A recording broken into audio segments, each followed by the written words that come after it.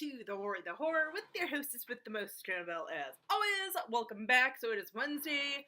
So we're going to be talking about a most excellent movie today. If you couldn't tell by the title of this video, we are going to be talking about Bill and Ted's Excellent Adventure. And yes, I will go ahead and talk about Bill and Ted's Bogus Adventure next week, so stay tuned for that one. But this week we are doing the first Bill and Ted movie. I kind of figured I'd do this in honor of, I know it's a little bit of like old news now, but I know that they are officially going to be working on Bill and Ted's third movie, so that'll be pretty exciting. I know a lot of us are pretty stoked about it. Who knows if it's going to be good? You never know, but we'll see. So, Bill and Ted's Excellent Adventure, I'm sure probably most of us know what it's about. It is about two teens, Bill and Ted, who just, I don't want to say they're burnout, but they're more interested in their little band and everything that they suck at, but they got big dreams and everything for this band. Kind of decided to just let their history class just kind of like fall to the wayside. They're failing it and everything, and they literally have to pull off a Hail Mary to save their butts and their high school career. So, but in the meantime, they need to sort of bring up their grade and everything and be a success. So here comes Mr. George Carlin himself to go ahead and help them with their project and everything. He's got a time machine in the form of a phone booth. Now, yes, for those of you who don't know what a phone booth is, all you youngins out there, those were literally on like every corner, at every store and everything, every place you could think of. Because back in the day, we didn't have cell phones. Yes. So, would you be able to do this movie today with a phone booth? I don't know. It's probably gonna be like more like a cell phone, but whatever. But I like that they'd used a phone booth for that. I just thought it was like adorable, because we've seen a car as a time machine and stuff. We've seen portals as time machines, but never a phone booth. So I just thought that was genius. And the reason why like they need to like ace this history final and everything finale, wow, whatever, is because like I said, they're in danger of failing the school year and everything, and if that happens, Bill, I believe, sorry, for some reason I always mix up Bill and Ted. I don't know why. I don't know. But he has to, if he fails, he's going to be sent off to military school, and if that happens, then there's no more band.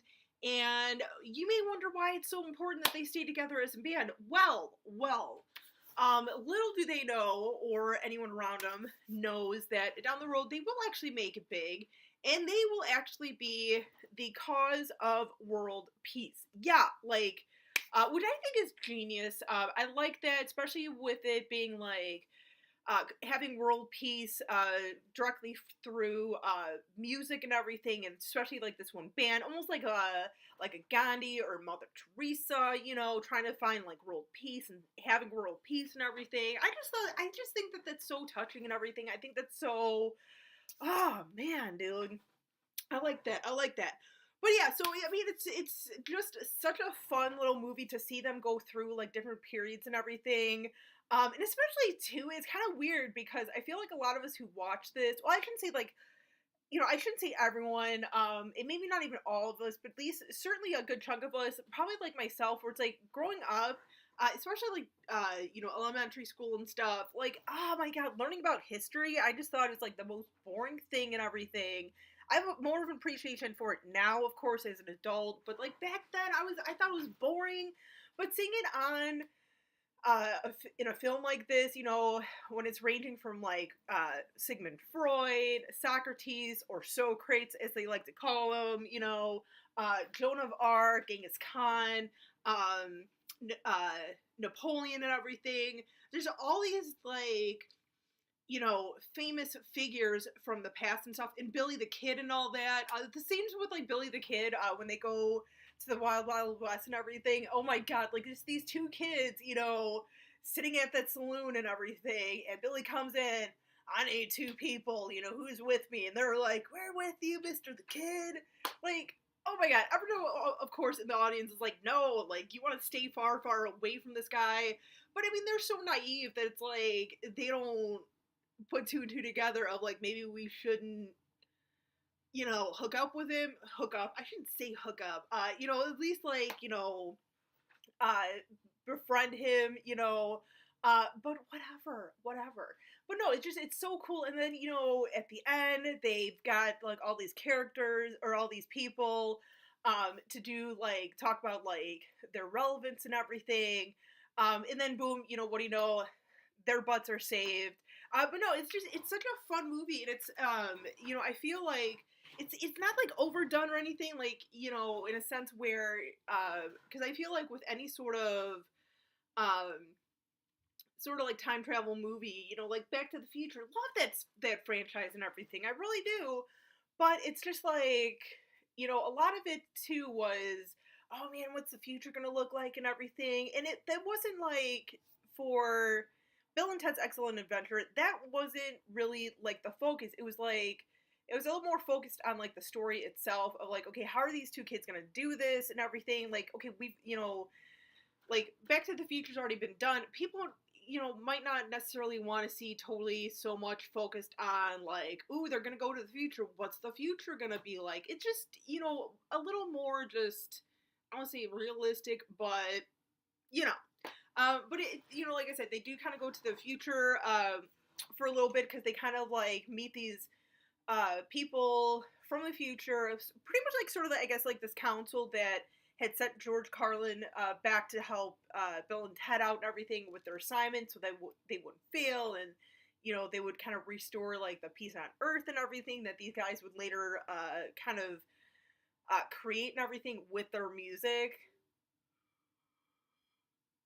It is pretty awesome. But it's I like that the future aspect, kind of like seeing, and of course, since this was done in the 80s, the future back then of what they kind of envisioned had a very much like 80s touch to it, like very kind of like weird sort of shapes, sort of that like black light and stuff, or like bright colors and stuff, like soft bright colors and stuff.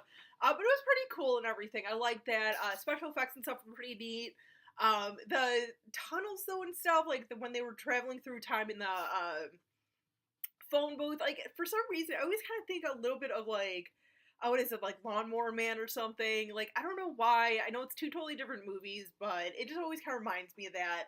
But no, it's a fun little movie, and plus too, I like that sort of like message of like, hey, yeah, you might like, you might be a quote unquote like loser, deadbeat, and like suck at like whatever you're passionate about, but keep working at it. And who knows, you could actually grow up and like make a freaking difference in this world. I think that's what a big message of this movie is.